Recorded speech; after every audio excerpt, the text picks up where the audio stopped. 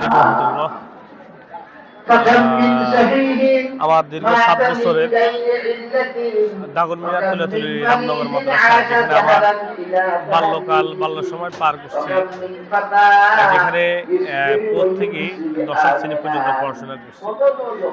সেই মাদ্রাসায় আজকে মাহফিলে এসেছি। আলহামদুলিল্লাহ, আমাদের মাদ্রাসা পরিস্থিতি দেখেন, এটা দেখেন কি সুন্দর পরিবেশ, পরিবেশ। এই যে এখান দিয়ে আমরা কোন এক সময় এই জায়গাটা দিয়ে এদিকে আসেন, ঠিক এই জায়গাতে একটা মাটির ঘর ছিল।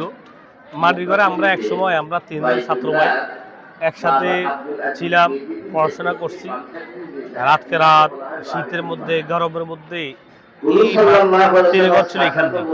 টিনের ঘরটা এখন নেই। এখন তো আলহামদুলিল্লাহ বিশাল বড় একটা বিল্ডিং হয়েছে। পরে এক সময় এই বিল্ডিং এর মাটির কাজ আমরা করছি, মাটি কাটছি, বিল্ডিং এর ফিলার গুলার থেকে শুরু করে ইট বসানোর শুরু থেকে আমরা কাজগুলো করছি। এই বিল্ডিংটা তখন আমরা এখন বিল্ডিং তখন ছিল টিনের ঘর।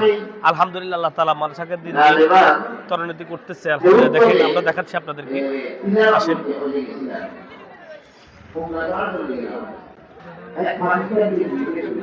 আলহামদুলিল্লাহ, এই মাদ্রাসার নায়েব আমি যিনি মাদ্রাসার দায়িত্বে আছেন মাওলানা ইসমাইল সাহেব, আমাদের উস্তাদ মুহতারম।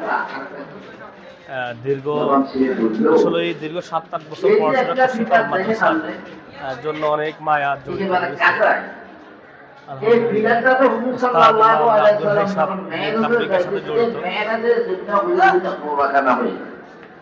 এটা মাদ্রাসা এক বিড়ালের সাথে পাচ্ছি জীবনের সাথে